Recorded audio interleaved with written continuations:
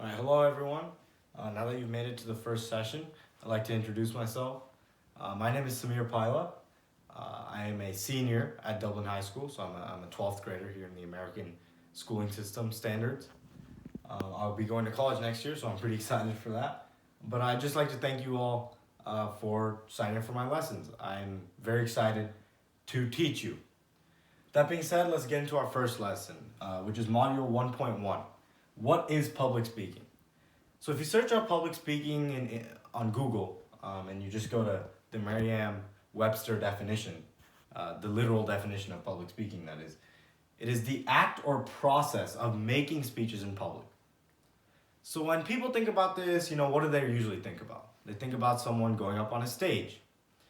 For example, a politician or any political candidate, right? Going up on a stage and giving a speech to their audience, right? That's what they think about when they hear the word public speaking.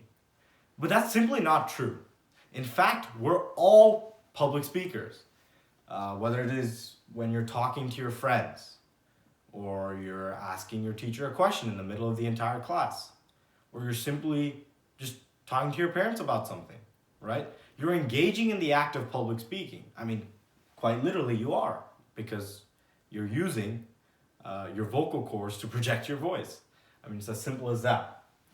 So here's the good news, right? As long as you have vocal cords and you know how to verbally communicate, that is talk, which I'm assuming you all know how to do, then you're a public speaker. So now it's just a matter of getting good at public speaking. I want you to take this analogy. So everyone knows what cricket is, of course.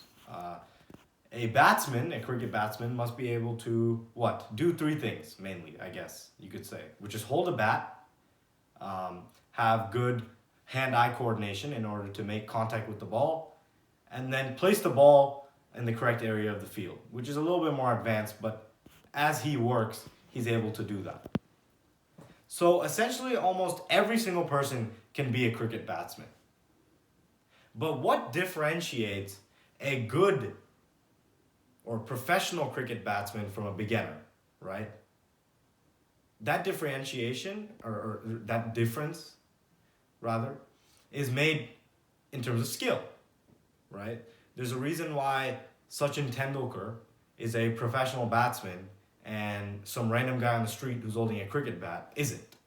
It's because he's very skilled at what he does. But in order to become skilled at your profession or whatever you're trying to do, what must you do? You have to practice. And I'm going to stress that word multiple times. You have to practice to become a good public speaker. And you might think that, public speaking is just mental, right? I mean, you could just think about things as you speak. But guess what? Even if it's mental, even if it's all happening in the mind, you have to practice to become good at it. It's like doing a math problem, right? When you initially start, you do 2 plus 2.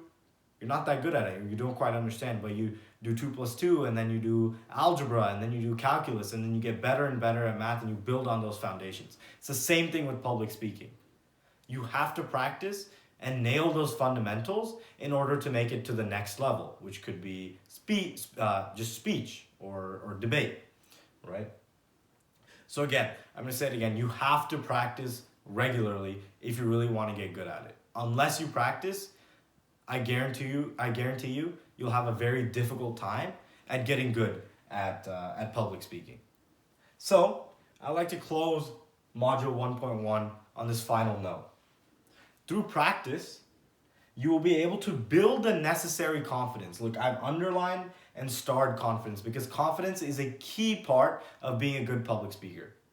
Your audience will not listen to you or will not believe in what you're saying unless you believe in what you are saying yourself, which is essentially confidence. So through practice, you'll build the necessary confidence to get up on that stage, control your nerves, and give the most bomb speech possible. That's my goal through these classes. Just remember, moving forward, even if things get hard, always remember, you can do it. You will eventually build the confidence necessary, and you will get as good as you want to get at public speaking. Thank you.